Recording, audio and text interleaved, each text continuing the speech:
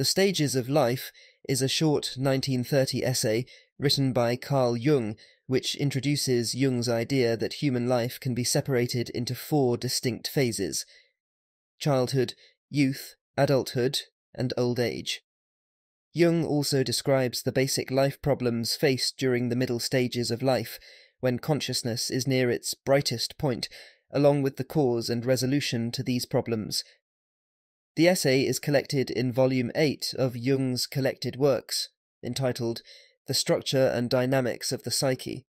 We proceed now with a simplified abridgment of the text. Discussing the stages of human development is a complex task, as it involves painting a full picture of our mental life from birth to death.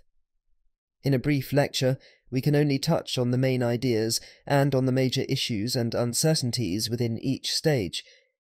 Some questions will have multiple answers, and some things we might have to accept without clear evidence. Primitive human minds mainly dealt with straightforward empirical facts. But in modern society, our mental life is filled with problems.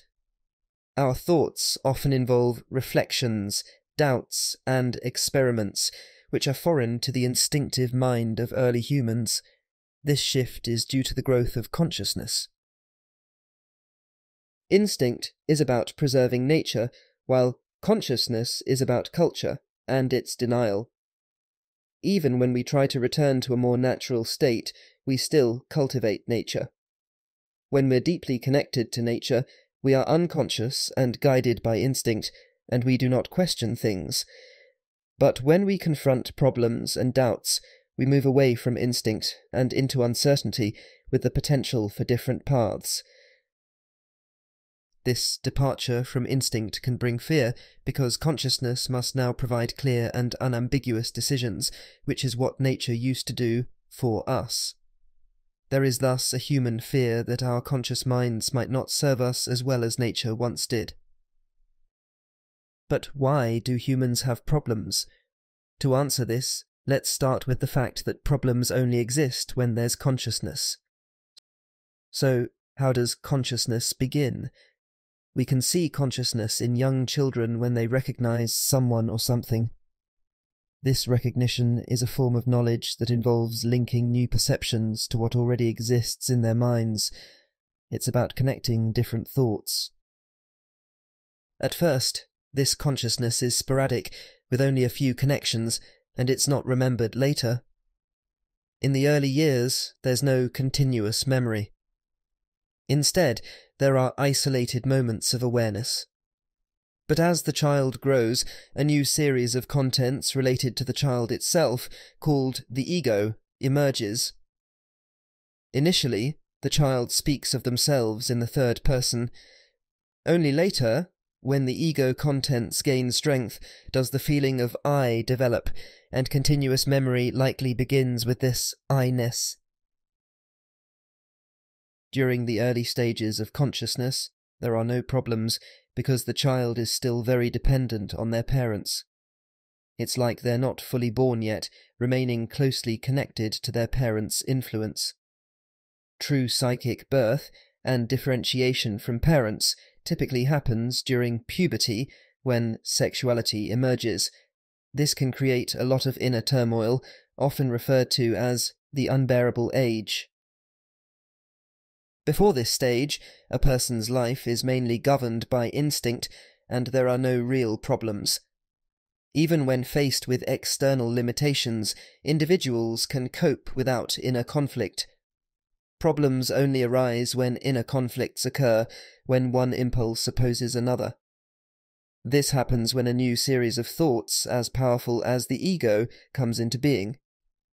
This creates inner division and signifies the emergence of problems. In summary, the stages of consciousness start with recognizing things, then developing a sense of self, or ego, and finally, the awareness of inner conflicts and divided states. Let us now talk about the challenges that arise during the period of youth, roughly from the end of puberty to midlife. Why begin here and not with childhood? Well, children may pose problems for parents, educators, and doctors, but they themselves don't typically have personal problems. It's usually only adults who grapple with doubts and inner conflicts. Youth faces various issues. Life's demands can shatter childhood dreams, especially if individuals hold on to unrealistic expectations. Sometimes it's the mismatch between assumptions and reality that creates problems. These assumptions may involve overconfidence, unrealistic optimism, or pessimism. Problems can also arise from inner struggles, even if life seems to be going smoothly. The sexual instinct, or feelings of inferiority, can disrupt inner balance. Interestingly, those who've had to struggle for survival often have fewer inner problems, while those who adapt easily face issues. However, it's important to distinguish between problems and neurosis. Neurotic individuals are unwell because they are unaware of their problems, while those with conscious problems aren't necessarily ill. In essence, the common factor in the challenges faced during youth is a resistance to leaving behind the childlike state of consciousness. However, the path to personal growth involves widening one's perspective and embracing what's different and strange as part of one's own life. Religious teachings often aim for such transformation, allowing the old self to fade and make way for the new, future self. In the journey of life, there's a fundamental lesson. Nothing in the psyche ever truly disappears. When we resist what's new and cling to the past, we fall into a neurotic state, just as we do when we identify too strongly with the new and abandon the past.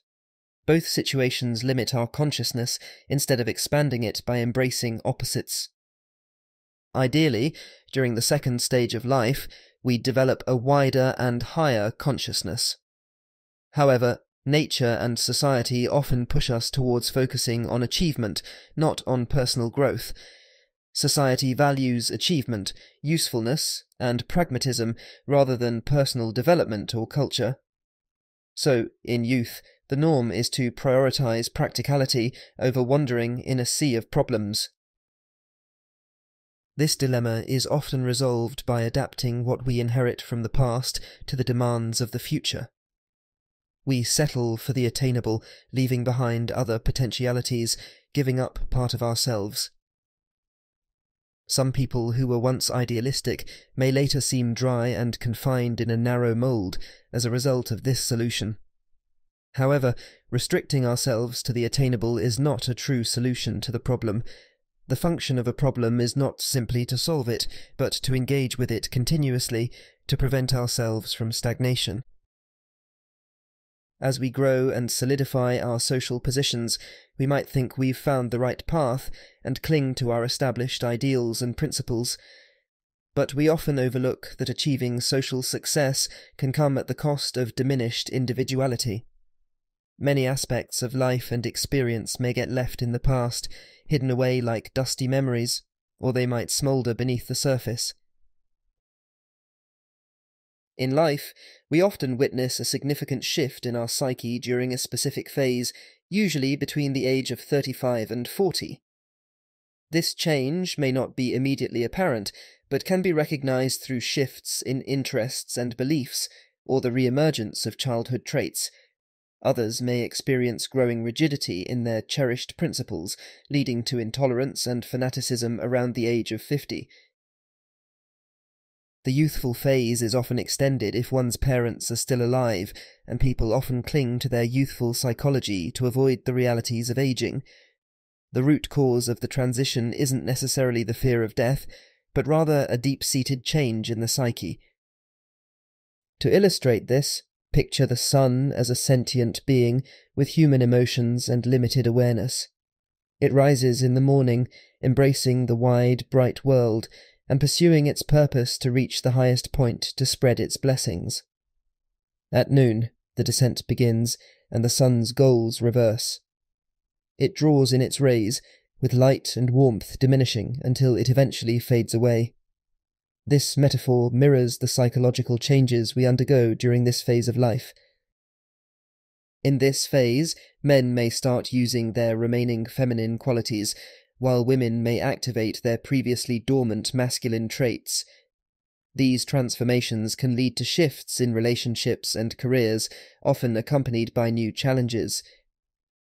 Intelligent and well-cultivated individuals often enter this stage unprepared, assuming their truths and ideals from youth will still serve them. It is therefore important to recognize that the second half of life is not a continuation of the first. The values and ideals that held significance in youth may no longer apply, and truths can become lies. As we age, we must devote serious attention to ourselves, illuminating our inner selves, rather than clinging to past values or behaving as eternal adolescents. This is a fundamental truth that needs acknowledgement. The second half of life has its own meaning and significance. It's not just an extension of the morning of life. While the morning of life focuses on individual development, family, and societal contributions, the afternoon of life brings its own purpose, which is possibly related to culture and personal growth beyond nature's basic functions. In primitive tribes, older individuals are often the custodians of cultural wisdom, secrets, and laws. They preserve the cultural heritage of their communities. And yet, in modern society, older people often strive to compete with the younger generation. This confusion might be due to the fact that some people struggle to find new goals beyond the familiar aims of their youth. They may view aging as a mere diminishment of life, due to a sense of unfulfilled potential and unsatisfied desires from their past. Looking back, especially for these individuals, can be detrimental. They need a future perspective and a goal to give meaning to their later years. While many religions promise an afterlife, which can provide purpose for the second half of life, contemporary society often struggles with belief in life after death. People today tend to demand scientific proof, which is impossible for such metaphysical questions. These uncertainties about the afterlife make it challenging for people to find a clear sense of purpose in their later years. We cannot know for sure whether something happens to a person after death. There's no scientific proof either way. But from a medical perspective, a life with a clear purpose is healthier and more fulfilling than an aimless one. It's better to move forward in life than to resist it. The idea of death as a transition and a part of a larger life process is hygienic and promotes psychological well-being.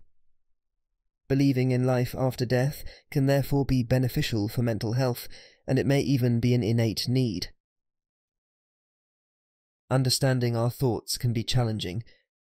There are basically two types of thinking: intellectual, which works like an equation, and a deeper, symbolic thinking that predates human history and underlies our psyche. This primal, symbolic thinking includes the idea of life after death. Science can't explain these symbolic thoughts. They exist as irrational, foundational elements of our imagination. These primordial images serve as psychic organs, and we should consider them with the utmost reverence and respect. In conclusion, life's arc of 180 degrees can be divided into 4 parts. Childhood, the first quarter, is a period of unconsciousness, as we pose challenges to others without realizing our own. The second and third quarters represent adulthood, where conscious problems become prevalent. Finally, extreme old age mirrors childhood in its return to the unconscious, making one a problem for others once more. While childhood and old age are distinct, both stages involve submersion in unconscious psychological processes. We have not considered these in this discussion due to their lack of conscious problems. And that brings us to the end of the stages of life. If you're interested in learning more of Carl Jung's work, you can find more videos from this volume and others on this channel. Please consider subscribing, liking, and commenting to give this video a boost, or support the channel directly through the options linked in the description. Thank you for listening, and I hope that you have a good day.